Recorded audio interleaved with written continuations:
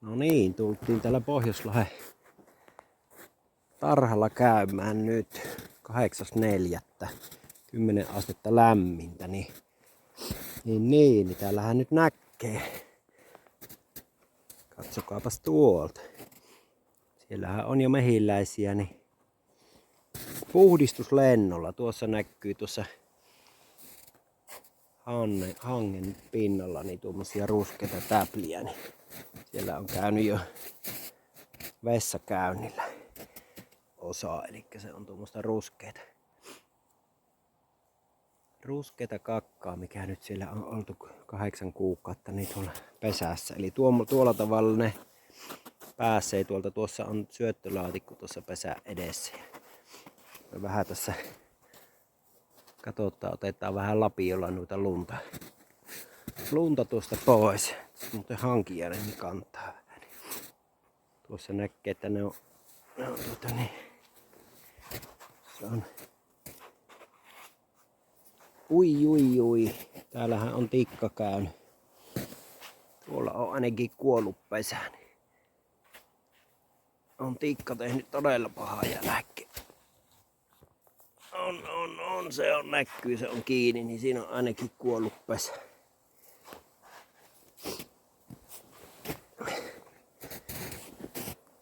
On ainakin yksi kuollut.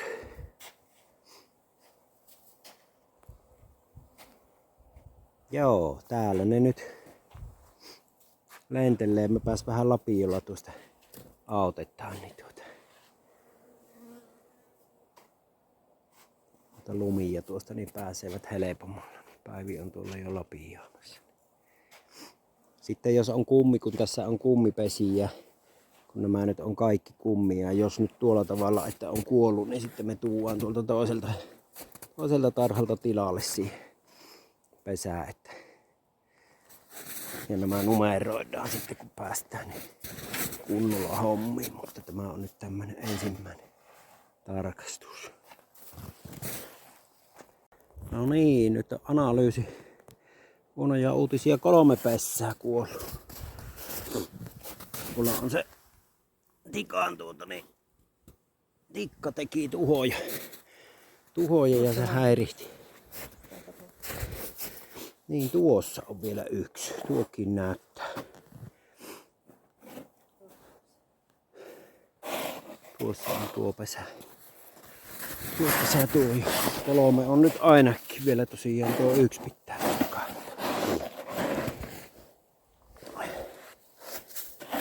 Eipä siinä mitään, katsotaan.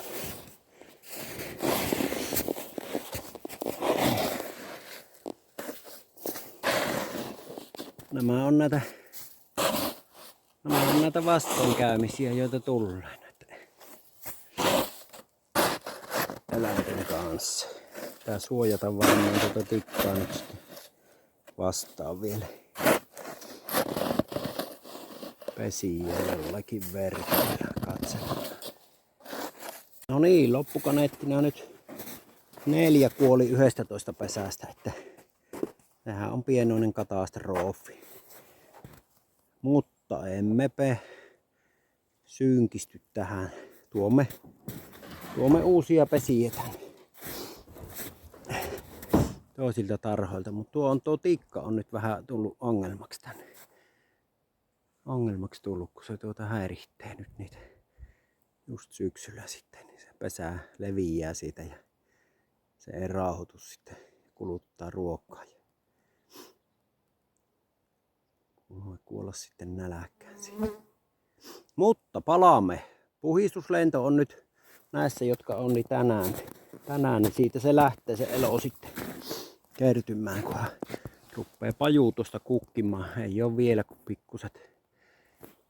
pikkuset nuput pajussa, ei ole vielä. Leppähän on ennen pajua, mutta lepässä ei ole niin hyvää siitepölyä kuin pajussa laadullisesti, mutta kyllä sekin nyt siinä alkuun kelepaa.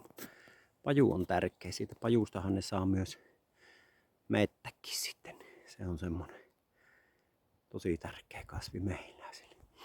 Mutta tosiaan ne tuossa lenteleivät ja kunhan eivät hangelle, jos hangelle joku erehtyy, niin se ei kyllä siitä pääse, kun se jähmettyy siitä. Niin se pitäisi 25 asteiseksi se ruumiin lämpö saada nostettua ennen kuin se pääsee lentoon. Ja se ei kyllä tuosta lumen pinnalta sitä saa tehtyä. Joo, eipä mitään. Palataanpas sitten kun lumet tältä sullaa, niin tosi toimii sitten. Ja kun päästään näitä sitten siirtelemään ja tuomaan uutta, mutta tiukasti tällä nyt on vielä lunta se puoli metriä 60 senttiä. Näihin kuviin ja tunnelmiin.